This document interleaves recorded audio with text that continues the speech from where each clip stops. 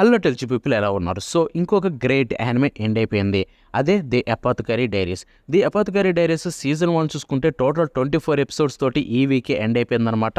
And ఇది కూడా same free run ఎప్పుడు రిలీజ్ అయిందో ఫ్రీ రన్ రిలీజ్ అయిన వీకే రిలీజ్ అయింది. సో రీసెంట్గానే ఫ్రీ రన్ ఎండ్ అయిపోయింది. సో ఇది కూడా ఎండ్ అయిపోయింది సేమ్ వీక్లో చూసుకుంటే.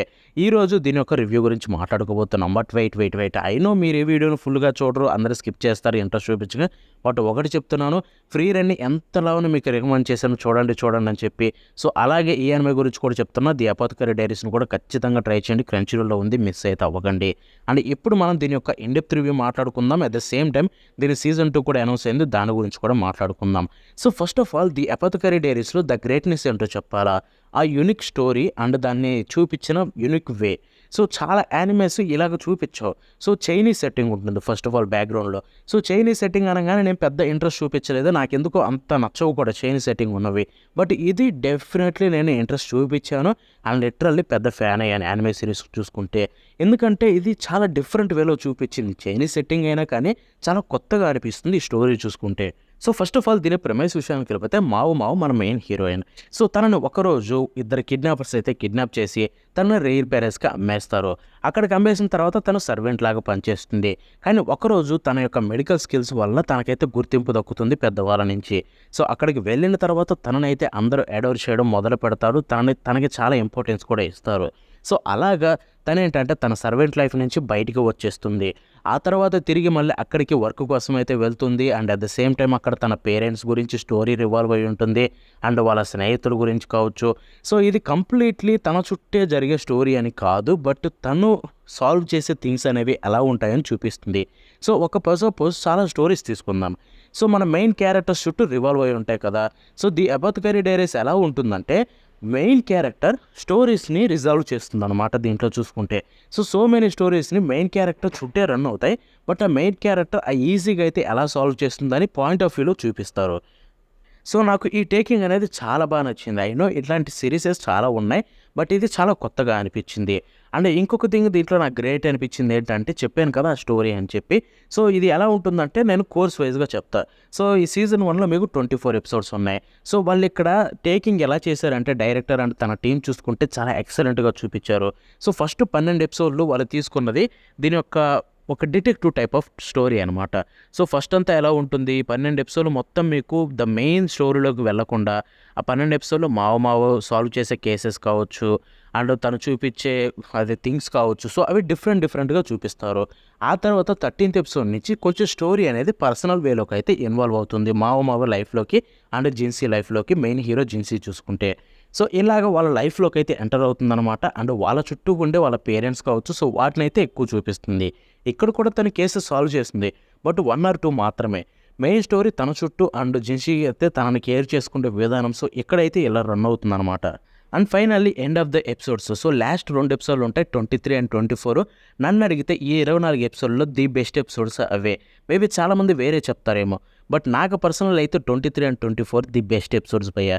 ఎందుకంటే ఆ క్రేజీ థింగ్ ఏంటంటే భయ్యా, అప్పటి వరకు నేను మావ యొక్క పేరెంట్స్ని తప్పుగా అనుకున్నా.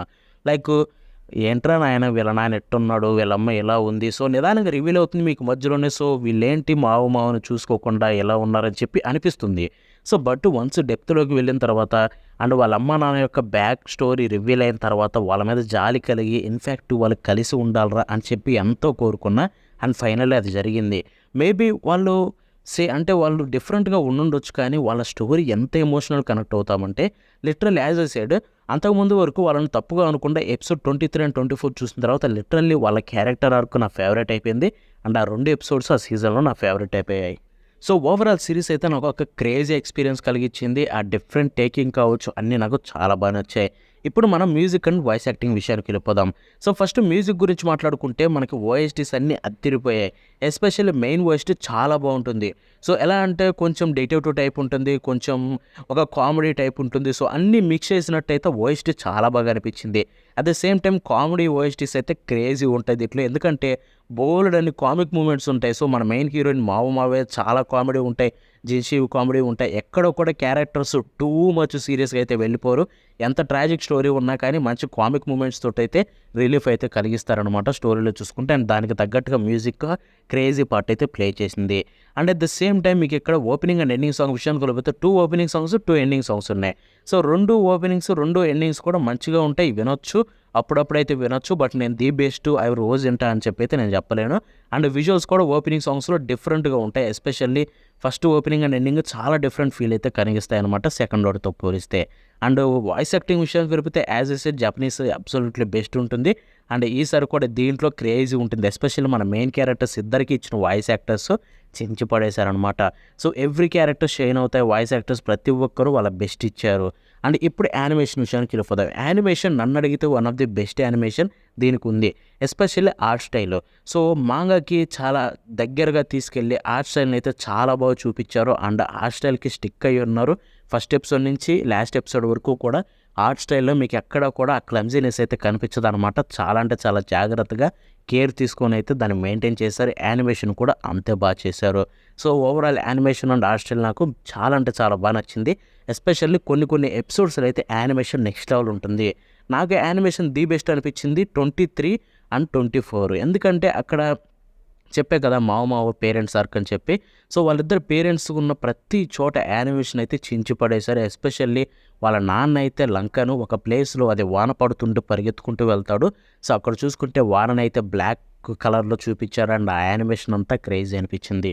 సో ఓవరాల్ అన్నీ చాలా అంటే చాలా బాగున్నాయి. ఎక్కడ మీకు ప్రాబ్లం అయితే అనిపించవు.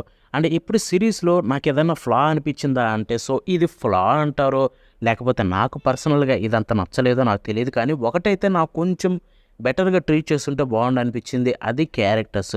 సో మెయిన్ క్యారెక్టర్స్ అన్నీ షైన్ అవుతాయి. ఇది ఒక జర్నీ టైప్ ఉంటుంది. లైక్ మావ చుట్టూ అండ్ జిన్షీ చుట్టే మెయిన్ ఉంటుంది. సో వాళ్ళిద్దరిని చూపిస్తారు.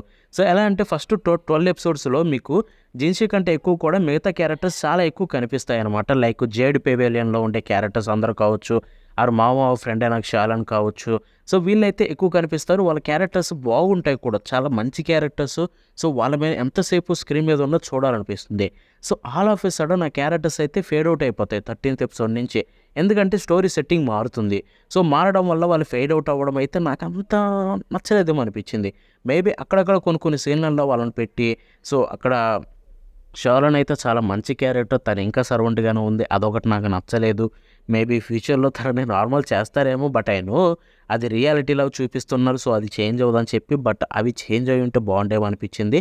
అట్ ది సేమ్ టైం ఆ క్యారెక్టర్స్కి కొంచెం ఇంపార్టెన్స్ ఇచ్చి ఉంటే బాగుండు అనిపించింది. అయినా షాలోన్కి చాలా ఇంపార్టెన్స్ అయితే వస్తుంది. సెకండ్ ఇది 13th ఎపిసోడ్ తర్వాత మీకు వాళ్ళు బ్లూ రోజెస్ని అయితే పండించడానికి ఉంటుంది. సో అక్కడైతే షాలోన్ వచ్చి చాలా ఇంపార్టెంట్ క్యారెక్టర్ ఉంటుంది అక్కడ.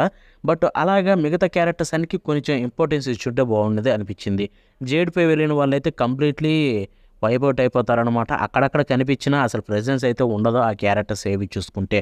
సో అదొక్కటి నాకు కొంచెం నచ్చలేదు. బట్ స్టోరీ ముందుకెళ్ళే కొంది అన్నీ మారాలి కాబట్టి అలా మార్చారు, ఇక అది తప్పదనుకోండి. సో ఇది దీని గురించి నా ఒపీనియన్. ఈ సిరీస్ గురించి డెఫినెట్లీ సజెస్ట్ చేస్తా. ప్రతి ఒక్కరైతే ఈ సిరీస్ని ఇప్పటివరకు ఎవరైనా చూడకపోతే క్రంచీలో అవైలబుల్ ఉంది, అక్కడి నుంచి చూసేయండి.